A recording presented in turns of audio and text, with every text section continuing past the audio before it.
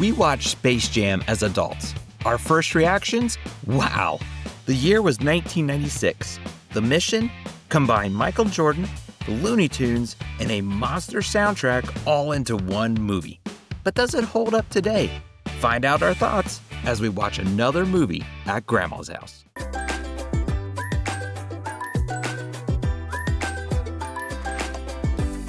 Hello. Please come in and welcome to Movies at Grandma's House.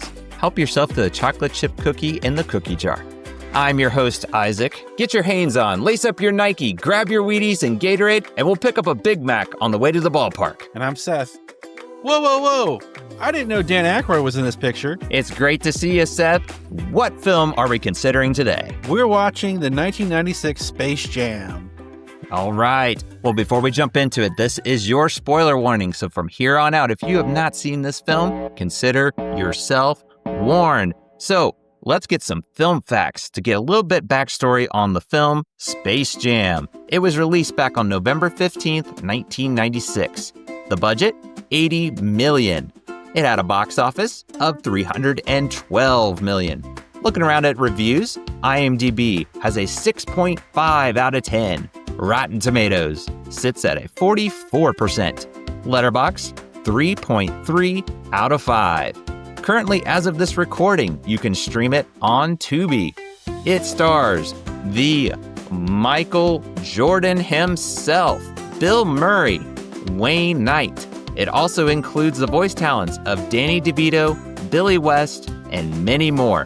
It's in association with Warner Brothers Pictures. And let's get Grandma's thoughts. Granny's family-friendly rating for Space Jam is a B for language and animated violence. There you go. And be sure you drop us a comment down below your thoughts on the movie Space Jam. But before we dive into our experience watching this again, let's start from the beginning. So Seth, start with you. What are some of your first memories with this film? Absolutely loved this movie. I had the soundtrack even when I was a kid. I was a huge basketball fan, so Michael Jordan was the king of basketball. He was basketball in the 90s and was the most famous athlete for sure back then. So this was a big, target on my back for this movie when I was growing up. So my first memories were just really loving every aspect of this film. It was hard to not see this movie. It was everywhere when it came out. Like you said, everybody got Michael Jordan fever. So I'm with you. Like, this was anything merchandise. I feel like it was in your face. Posters were in the news for people like swiping them and trying to resell them, that kind of stuff. But yeah, this hit on everything 90s during that time. If you watched anything sports, it was always Michael Jordan. So they knew what they were doing when they made this movie, I think, especially with the marketing. It got it in your face. That's all I think about with my first memories. I believe we saw this in the theaters, but I can't tell you for sure. But I do recall watching it at least as soon as it came out or shortly after. With that said, though, going back on the rewatch, what was your expectations? So really, it was just hoping that it would be a good time and trying to enjoy it. So that was really low expectations, I should say. Yeah, you got to almost put yourself of like, this was a product of the 90s. So have those expectations of knowing it might show its age at times, but as long as you just have a good time, it's a kid's movie. So as always, I was just hoping, hey, I hope the kids enjoy it. I'm going to watch it with them and see if they get a kick out of it like I did when I was their age. Well, before we get into our plot rewind, let's take just a moment to hear from our sponsor. Hey, love movies as much as we do? Then bring the experience of the theater to your walls with movieposters.com. Whether you're into the classics, the blockbusters, or indie gems, they have something for every single film fanatic. As a listener of our podcast, you can save up to 15% on your order right now. Just use code Grandma's House at checkout. Head to movieposters.com and let's build your ultimate collection today. All right, let's take the VHS out of the cupboard. Let's put it in the VCR and press play. In an effort to beat the monsters, the Looney Tunes seek the help of retired NBA star Michael Jordan.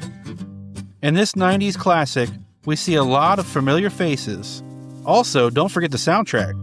Join us at Grandma's for another nostalgia-filled feature. There it is. Wow. This just hits you in the face again of so much 90s in it. I can't even begin to start. But my impressions of right away was like, I feel like I just jumped in a time machine. I am back in the 90s. Like you said, the Michael Jordan hype, it is throughout the film. Even the side characters, you almost feel like they're breaking the fourth wall a little bit because they're so excited to see Michael Jordan. That's just the common theme that's throughout this film. But I'm really curious. I'm going to start with you. What are your first impressions when you're watching this movie? So it had been quite a long time since I'd seen this one, but the beginning brought back a lot of memories and some laughter. I think it's more enjoyable than I had assumed it was going to be. So that was good. Yeah. And it was just so interesting to see it with adult eyes. I think if you were to ask me as a kid, I'd just be like, this is so awesome. This is so crazy good. Just everything about it. Now coming back to it, I have to be more honest. I'm like, there's a lot more cracks that we're showing this time around being an adult. And we'll get to it more, I'm sure, of just maybe the pros and cons when it goes, but especially like the CGI, that part of it is showing they're still developing this technology. It was a little rough around the edges, and at the time I didn't think anything of it. But I will say the animation still holds up today. Like Looney Tunes, the interaction with Michael Jordan with the Looney Tunes, I think that part of it is just kind of a interesting blur with the CGI mixed in. What did you think of the animation? I'm curious to hear what you're thinking. I guess for the time it was decent, but it really didn't hold up too well. It's not, you can't really compare it with today's animation. So it's kind of like a time capsule almost of what it was like back then. Right. That's what it was. I mean, that was outside of your like Jurassic Park where it was breaking boundaries, but that was the state of the art. And only a few years removed from that, that wasn't their objective in this movie. Let's just be honest. They were not trying to be top of the line technology. They obviously wanted to be a full production, and they did that. I go back to the animation was well done. The CGI, they were just kind of going with the budget bin of technology there. I feel like that's what a lot of movies were like that year. But the other thing that kind of stuck out to me was the plot overall. I'm interested to get your thoughts on the plot overall. So for an animated movie, I thought that it was a pretty cool plot, especially when I was younger. It seemed rather clever at the time. Now it seems like that kind of has been taken, like ran through the ringer kind of thing since then, maybe a little bit. But I really enjoyed it when I was younger, and so I was kind of hoping that stuck with me. And it was, not quite as clever as I thought it was originally, I guess. Right. It serves a purpose. It moves to what everybody's wanting to see in this movie. Michael Jordan playing with the Looney Tunes. That's the whole, and that's what you're going to get. You certainly get it in the third act of the big game that they play against the Monstars. I have to say that correctly. But yeah, I will say, man, I am totally with you. As a kid, I thought this is awesome. And then coming back as an adult, it's like, yeah, there's a lot of holes in this one. You just got to like turn your brain off, because my thought is like, okay, these aliens are able to turn invisible and become this goo and take quote unquote talent from people and all those little things. It's not that they had to go in depth and explain everything, but it was just like, oh yeah, let's just go steal their stuff. You also have to rewind, because at first you're like, what? And then you go, this is a Looney Tunes movie. Okay. Lots of things don't make sense. They just kind of are in that universe. So that's where you kind of have to pull yourself back into it. I guess that's me being an adult. But as a kid, absolutely, I thought it was such a cool plot. Nowadays, if you're really going to nitpick, you could really rip this one a big one, because the other thing is like they tell the aliens, we challenge you to a basketball game, and they're evaluating the aliens. And my thinking is like, okay, they said they're slow. Why didn't they challenge them to a race and have Roadrunner be the... That was what was going through my head. I mean, little stuff like that. That's nitpicking, I know. But it was like, okay, again, it's getting to that we're going to have Michael Jordan play with a bunch of Looney Tunes. So it serves its purpose. But I was going to say I wouldn't have made $230 million if it was just the Roadrunner. It would be like those memes, like, we challenge you to a race, and it shows Roadrunner, and then it's just the end credits. There's memes that do that, like the plot changes. That would totally be one of those memes for sure. But yeah, the plot, it serves its purpose. But now I gotta ask you, obviously, this is the Looney Tunes. This is Michael Jordan. So when it comes to the characters, what'd you think of those? Well, first off, let's talk about the Looney Tunes side. We've got Bugs, Daffy, all the regulars, and then even some new faces. And then we've got Wayne Knight, who makes an appearance as Michael Jordan's assistant, Bill Murray, and we've got a lot of basketball stars like Michael Jordan, Larry Bird, Charles Barkley, Patrick Ewing, Muggsy Bogues, Larry Johnson, Sean Bradley, Vlade Divac, and also Ahmad Rashad. So they got some big names for this picture. Yeah. And I was really impressed with the characters. And I even thought the Looney Tunes were really funny in this one as well. So, I was kind of shocked. Yeah, I think it holds up well. Like back then, I thought Looney Tunes were hilarious. I thought they were great. But that's a strength of this film. It still holds up. Can it be cheesy at times? Sure. That's Looney Tunes, though. Like it transitions. I really love when they actually show older clips of Looney Tunes when the main baddie, Danny DeVito, I can't remember his name, but he is trying to find a way for his amusement park to be more loony.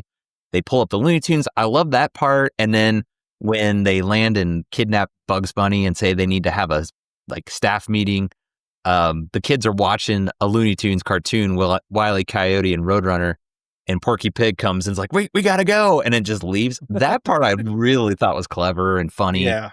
So those types of things still hold up. I agree with you. It's a lot of fun. What else is there to say? If you're familiar with Looney Tunes, you know the characters, you know what their premise is, what they got going for them. Now, this is something I have to ask you about because this is another thing that stuck out to me. The acting was a little outside of, like you mentioned, Wayne Knight, you got Bill Murray. The actual actors were solid. I thought they did a great job. However, I want to get your take. What did you think of Michael Jordan? This was his first acting role. So how do you think he did? Considering he didn't do really anything before this, I thought maybe SNL. I don't know. I thought he did a decent job. I will say it did lack in a few scenes. There were a few scenes that he tried to give it a little more drama than he could have. And that being said, I mean, I guess people are so starstruck, it really didn't really matter. No. Again, that's not what this movie is. It doesn't need to be this Shakespeare amazing act that's got amazing acting in it.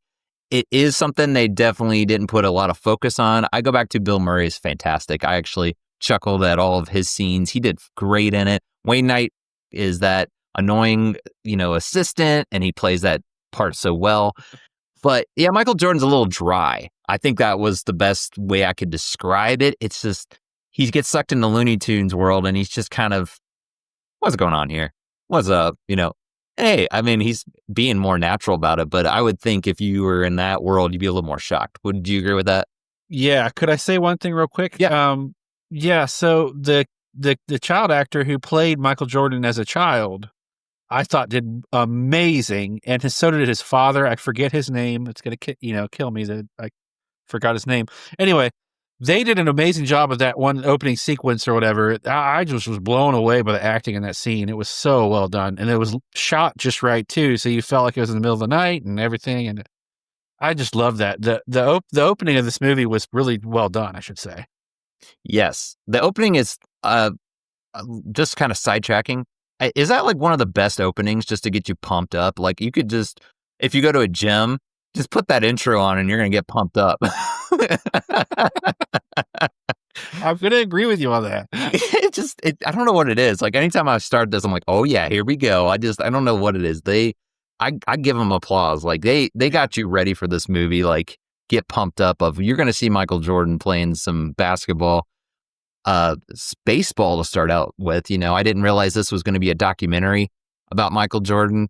I remember that at the time, like, oh, we're going this way. And you can almost fool some kids maybe. This is an actual documentary scene for scene. He retired during those years in 1994. Yeah.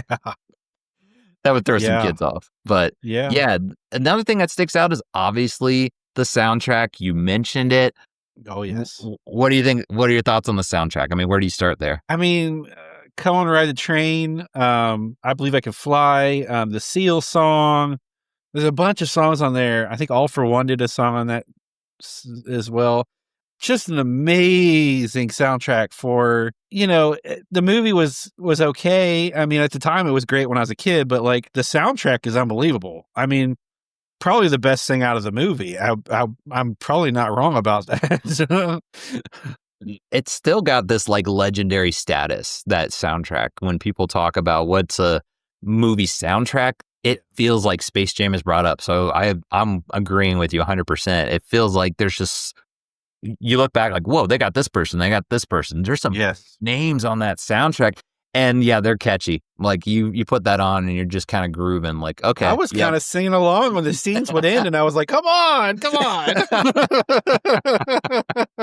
And I will say, you're 100% on that too. That was one of the focal points, I think, in production was, okay, we're obviously going to have good animation, the cartoon part with Michael Jordan. That's got to be good. Plot, maybe we won't put focus on, but we've got to get the soundtrack in because that's going to push this movie on the marketing. And I don't know if you caught this, but the credits, I like to watch credits all the way through. That's something, and they crammed almost every song in the credits. It would like cut to the next song, like really rapid fire. Did you catch that? I didn't watch all the credits. In fact, I actually fast forward a little bit by little bit to see if I missed anything. But I watched a little bit of the credits, and yeah, I did catch there were a few songs in there. Yeah, that's not normal. Usually 2 songs. I've heard 4 or 5, but that's not normal. I wish I counted. That's the only thing I'll have to go back and count because I think it was like 10. I'm not kidding. It was rapid firing. Like they almost cut songs off midpoint, got to the hook chorus, but then right after they threw in the next one. And I can't fault them. Again, it's a great soundtrack, so I can see why, but you also can see those cracks a little bit more, like I said, of the movie didn't focus. They could have put a little more attention in areas over here, but what they focused on, hey, I applaud them. They did a good job with what they were going for. And obviously, like you said, they did good at the box office. Who knows what the merchandise on this did, unless it's a fun fact, but it was a hit. It was definitely a hit back in the day. Okay. Well, anything else for you to throw in or any other thoughts? The only thing I could think of was that scene when he's playing baseball. He's at the batter's box, and the catcher is telling him pitch by pitch what's going to happen. I don't know if that was actually true or not, but I can't. It can't be too far from reality because he was the athlete of the 90s. I mean, there wasn't anybody like him. Not even come close. I just that blew me away. I want to know what you thought about that scene. Yeah, that was one of my favorite like quotes. Is just curveball, don't swing. And he said that before. Like, thanks for getting that autograph for my kid. So it was great. I think you're 100% right on that. Like maybe he wasn't acting. That was an actual person that they're like, hey, come in, we'll get you an autograph and just act natural like you are in this scene. And that's why this is a time capsule, because that's what it was like back then. People don't understand, if you weren't around that time, how much of a craze Michael Jordan was. In fact, if you watch where he strikes out, walks to the dugout, there's camera crew like outside the dugout just focused on him. It's so unrealistic, but it is, if that makes sense of like, it was practically like that, where there was just paparazzi always around him. Would they be like out on the field? No, not necessarily. It's trying to show you in the movie, but it does a great job of that, of capturing what it was like in that 90s of just Michael Jordan craze. Absolutely. I might be dating myself, but I remember the coverage of his AAA career. I mean, I remember them talking about him on the news and stuff, and I'm like, this is not normal. No. And he never made it to the majors. And that's where they show this in the movie. I mean, it's him in like the minors. So it does feel almost like a documentary. You just have some Looney Tunes and aliens sprinkled in there. Interesting when you think about it. So, all right. Well, I'm sure you've got some good fun facts, so let's hear them. All right. So after Daffy suggests naming the team the Ducks, Bugs asks what kind of Mickey Mouse organization would name their team the Ducks. This was a dig at the Anaheim Ducks of the NHL, which were established by the Walt Disney Company, which we talked about in the Mighty Ducks episode, by the way. Yeah. I laughed at it so hard when I watched this. I watched it twice for this podcast, and I laughed at it so hard both times. That was awesome. You gotta love those little digs. Yeah, for sure. All right. The next one I've got was to keep Michael Jordan happy while filming. Warner Brothers built him an actual basketball court on the set so that he could use it whenever he could on breaks. Makes sense. Yeah, because he was obviously getting back, coming back from his retirement. Yep. He was staying fresh, and lots of fun stories. I've heard about that from players. So if that's something that interests you, I recommend going and looking up those interviews. It's actually really fascinating. And the last one I've got here is Bill Murray's jersey number was 22. This is a nod to Groundhog Day on February 2nd. That is great. I love it. I mean, that's another movie I remember watching growing up, and the fact that they do little nods like that. I didn't catch that. That's really cool. That's what I'm here for. All right. So it's time for a fun fact trivia question. Are you ready? I am ready. I got to start this season off with a bang. So let's go. Not too much pressure. Okay. So what color was Stan's Corvair sports car? A, black, B, gold, or C, white? Now, they only show the exterior in one shot. Yeah. It's the interior. They're in the car as he drives them home from the baseball game to his house. I'm going to say gold. I'm going to lock it in. Okay. So the answer is actually white, but I'm going to give you credit because it actually looks gold. And I think it's because the leaves over the car make it look like a gold, and it's probably a faded paint job. So it looks gold. So I'm going to give you that one. That's actually going to be a yes. All right. From me. So that's what was in my mind. I'm like, I was going back between white and gold, but I was like, it was maybe like an offshoot of white. It wasn't like a true white when I saw it. Yeah, I kind of set you up for failure on that one, so I'm going to give you that one because that well, I appreciate it. That was so obscure, like how anybody would be able to catch that and catch that it was white. Actually, I don't know. I didn't set you up to fail, but you know what I mean. No, it works. If you say I got it right, that's all that matters. So there we go. For season 4, ladies and gentlemen, I am 1 for 1. When's the last time I could say that? I will take it. Well, before we get to our review, we like to look around the net, just kind of see what kind of reviews are out there. I'm really interested. Again, this movie is nearly 30 years old.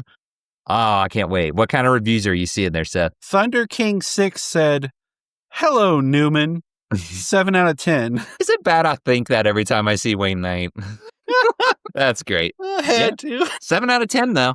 My favorite Little Songbird says, "Silly and somewhat juvenile, but entertaining for what it is." 7 out of 10. Hey, another 7 out of 10, and we appreciate those repeat offenders. So I can agree with that. This last one's a new one. Tasty Hot Dogs said, "A movie I'll make my kid watch so he subliminally decides to get into basketball." 6 out of 10. That is true. Think of how many kids started playing basketball after this movie. I mean, Michael Jordan already did that, but especially with this movie, now you're seeing Bugs Bunny and Daffy Duck, Porky Pig, all these Looney Tunes. I mean, it's definitely interesting statistic if you ever see that kind of a thing. Someone could probably correct me if I'm wrong, but I grew up playing, I think it was the Commodore 64, Michael Jordan versus Larry Bird. And I used to play it like every night before I went to bed. And I mean, this movie came out like this was for me. I mean, it was like targeted to me. I mean, I remember there's commercials with Larry Bird and Michael Jordan and, you know, off the backboard, off the wall, all that stuff. Oh my goodness. It was marketed. This movie was marketed towards me for sure. Oh yeah. Another fun fact thrown there is that the commercial that was in the Super Bowl there was one, it was of Bugs Bunny playing. So that's what inspired this movie. So Yeah, exactly. absolutely, if you lived through that time, you kind of saw it coming. It was just heading in that direction because of how big a superstar Michael Jordan was, how big basketball was in general. You just combine things. That's how media does it. And this is one of those things that they just happen to mix it together. This is what the result was. So let's get down to it with our reviews. So I'm going to start with you, Seth. When it comes to the film Space Jam, how are you going to rate it? Are you going to take it home? Are you going to watch it at grandma's? Are you going to hide it in the attic? All right. So this may not have critical acclaim, but it was a smash at the box office and in my heart. That being said, it's a lot of fun to watch and brings back memories from my childhood, but I can't quite bring myself to take this one home. I'm going to watch this at grandma's, looking forward to the next watch. Very nice. I'm going to just come out and say I'm with you. I'm going to have this as a watch it at grandma's. It's a lot of fun. It's something that I don't know what it is. The first act, I will say, did not age especially well. You almost feel like you're just wanting to get to the good parts in certain areas. There's little good scenes here and there, maybe a few chuckles, but I mean, there's a lot more, I'll say, adult jokes. I remember, kind of watching with my kids, like, oh, they aren't catching it. Thankfully, as a kid, I certainly didn't catch a lot of them. Like, we didn't even talk about Lola Bunny. She's a new character. Kind of making her that attraction. So that was a little awkward at times, The couple of kisses in there seemed a little forced. Yeah. We didn't touch on that. But, the little things like that, does it ruin the movie? No, it's just kind of awkward, I would best put it. But once you get to that third act, it's just like, all right, I'm ready. I'm locked in. It's just so much fun. Like, it's silly. It's loony. It's all the above. And you're seeing Michael Jordan in his prime, fighting playing against a bunch of monsters. Just what more do you want? Just turn your brain off. Just know this is a silly but fun experience. Like you said, I'm not going to watch this all the time. It's a fun, come back to it and go jump in that time capsule of the 90s and just enjoy the show. That's the best way I can put it. There you go, folks. Our first episode of season 4 is in the books. This was so much fun. I had a great time going back through this film, seeing it with adult eyes. I mean, it had been a while since I'd seen this one. So this was so much fun. But before we wrap things up, Seth, why don't you tell the good people where they can find and connect with us? You can find us on YouTube, TikTok, Facebook, and Instagram. You can email us at movies@grandmashouse@gmail.com. We have a newsletter, so keep up to date all things Movies at Grandma's House. We are on Patreon, and also go to movieposters.com and use the code Grandma's House at checkout. There you go. And as a reminder, yes, like Seth mentioned, get on our newsletter because we have our monthly giveaway of a free poster. And all you got to do is be on the newsletter. Big congrats to our winner in October, Aaron. He got a free movie poster. And if you want to get in on it, make sure you sign up. The link is down below. And also comment below your review. We love to hear your memories, your comments, and what you think of the films that we consider. Well, that's going to do it for our time at Grandma's House. But don't worry, we will be back soon. So in the meantime, remember to be kind and rewind. We'll see you next time. Goodbye, everybody.